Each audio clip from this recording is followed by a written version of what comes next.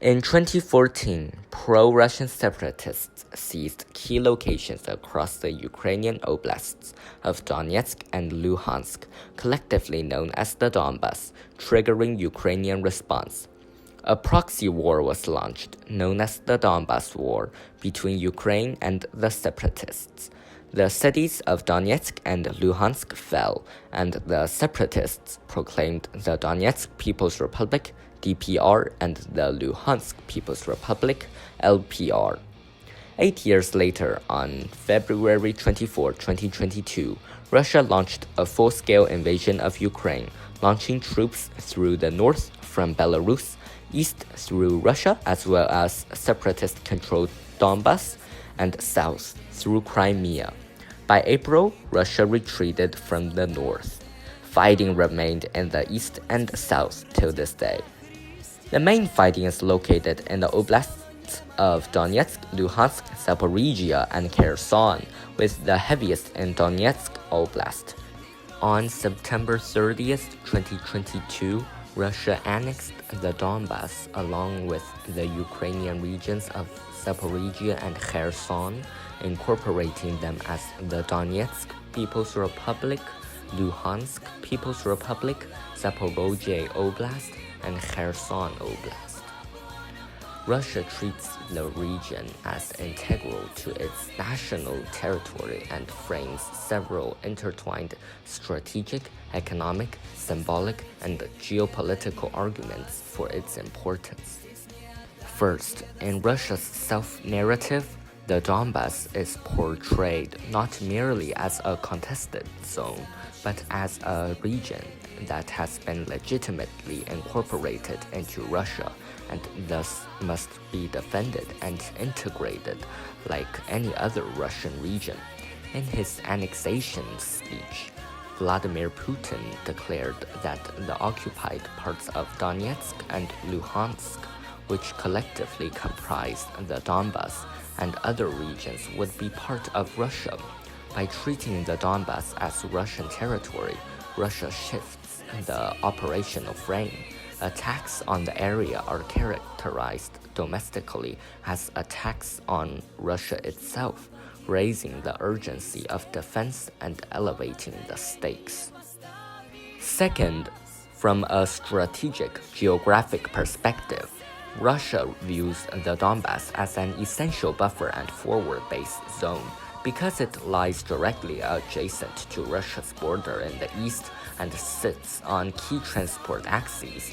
Controlling the Donbas helps Russia secure its western flank against Ukrainian counterattacks, protects supply lines, and gives it a base from which to project power deeper into Ukraine or secure access to the Black Sea and Crimea region. The incorporation of the Donbas into Russia thus strengthens Russia's strategic depth and stabilizes a zone from which logistics, infrastructure, and defensive operation can operate more seamlessly under Russian governance. Third, the economic and industrial dimension figures into Russia's rationale. Though much of the industrial base in the Donbas has decayed since Soviet times, the region retains coal and mineral resources, some fertile farmland, and infrastructure tied to steel, mining, and heavy industry. Russia treats those assets as contributing to its economic control and depriving Ukraine of an industrial heartland. Moreover, by claiming the region as Russian territory, Russia seeks to integrate its infrastructure, transport, rail, mines, and energy networks into the wider Russian economy rather than treat them as contested foreign territory. Fourth, symbolically and politically, Russia uses the Donbas's incorporation to reinforce its broader ideological project of the Ruski Mir, Russian world, and historical belonging.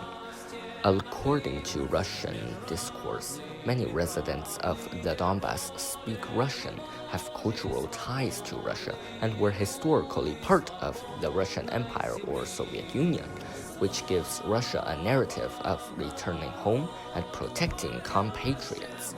By integrating the Donbas into Russia, Moscow asserts itself as rewriting the post-Soviet settlement and absorbing territories it views as historically or culturally aligned with it. Fifth, in terms of diplomacy and war politics, designating the Donbas as Russian territory changes the framework of any negotiation or settlement. For Moscow, the fact that the Donbas is now Russia elevates its bargaining power. It expects any ceasefire or settlement to acknowledge Russian sovereignty over the region, or at least secure Ukraine's withdrawal and Russia's control. Accepting Russian claims over the Donbas gives Moscow a trophy, domestic legitimacy, and leverage in dealing with the West and Ukraine. Finally, by subsuming the Donbas into Russia, Kremlin decision-makers aim to change the psychological and military dynamics of the war.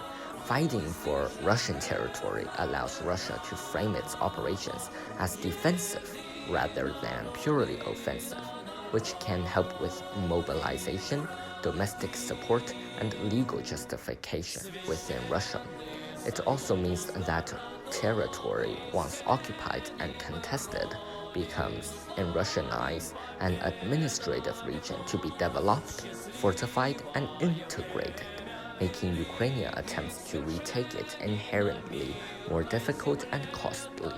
In conclusion, from Russia's standpoint, the Donbas is no longer simply a region to be captured, but a region that must be held, defended, and developed as part of Russia itself. Its military geography, economic potential, cultural symbolism, and diplomatic value all combine to make the Donbas a cornerstone of Russia's strategic aims in Ukraine under the annexation framework. Like, comment, and share to support this channel. Subscribe for more hidden corners of the world.